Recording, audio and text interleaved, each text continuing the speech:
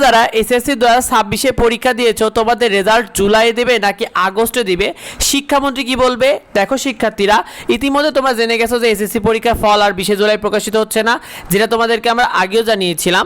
তো তোমাদের এসএসসি পরীক্ষা 2026 রেজাল্ট কেন দেরি হলো? দেখো, অনেক শিক্ষক তোমাদের খাতাগুলো সময় মতো নিয়েছিল না, কারণ অনেক শিক্ষক শাস্তির ভয়ে কিন্তু তারা খাতাগুলো অনেক শিক্ষক গ্রহণ করছিল না।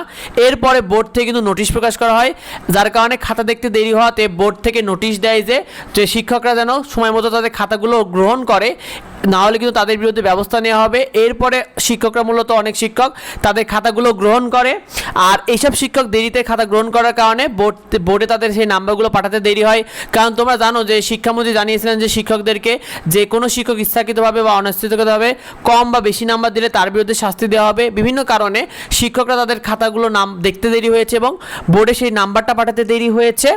এইসব কারণে 20 জুলাইয়ের মধ্যে তোমাদের রেজাল্ট প্রকাশ করা সম্ভব হয়নি, কারণ বোর্ড যখন নাম্বারগুলো দেরিতে পেয়েছে এই রেজাল্টের কাজ করতে দেরি হয়েছে, যার কারণে 20 জুলাইয়ের মধ্যে তোমাদের রেজাল্ট প্রকাশ করা সম্ভব হয়নি। এসএসসি 2026 রেজাল্ট নিয়ে শিক্ষা বোর্ড কি বলছে? বোর্ড থেকে জানানো হয়েছে যে আগামী এক সপ্তাহের মধ্যে তারা তাদের রেজাল্ট সংক্রান্ত যাবতীয় কাজ শেষ করে ফেলবে। এরপরে শিক্ষা মন্ত্রণালয় রেজাল্ট অনুমোদন করবে, অর্থাৎ শিক্ষা মন্ত্রণালয়ের কাছে তারা তোমাদের রেজাল্টটা পাঠাবে যে দেখার জন্য। এরপর শিক্ষা মন্ত্রণালয় সেটাকে যাচাই বাছাই করার পরে আনুষ্ঠানিকভাবে তোমাদের রেজাল্টটা প্রকাশ করা হবে শিক্ষার্থী। এক্ষেত্রে 28 অথবা 29 জুলাইয়ের মধ্যেই তোমাদের রেজাল্টটা কিন্তু বোর্ড কর্তৃপক্ষ শিক্ষা মন্ত্রণালয়ের যে অনুমোদন এটা পাওয়ার জন্য তারা পাঠিয়ে দেবে শিক্ষা মন্ত্রণালয়ের কাছে। এরপর শিক্ষা মন্ত্রণালয় যাচাই বাছাই করে তোমাদের রেজাল্টটা প্রকাশ করবে।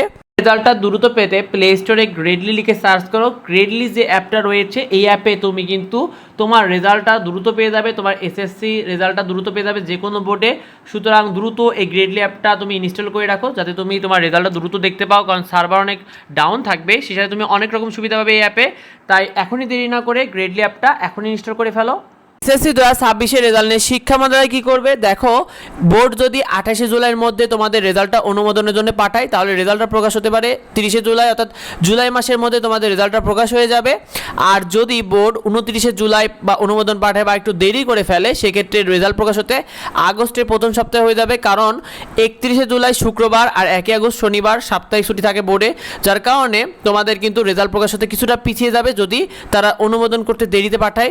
তো পরবর্তী আপডেটগুলো আমরা তোমাদেরকে নিয়মিত জানিয়ে দেবে, সেগুলো পেতে অবশ্যই যুক্ত হয়ে যাও। আর তোমাদের এই ভিডিওটা বেশি বেশি বন্ধুদের মধ্যে শেয়ার করে দাও, কারণ অনেকে এটা নিয়ে খুব কনফিউশনের মধ্যে রয়েছে, তাই অনেকের মধ্যে এটা শেয়ার করে দাও যাতে তোমার বন্ধুরা এই বিষয়টি জানতে পারে। দেখা হয় পরবর্তী ভিডিওতে। ধন্যবাদ সবাইকে।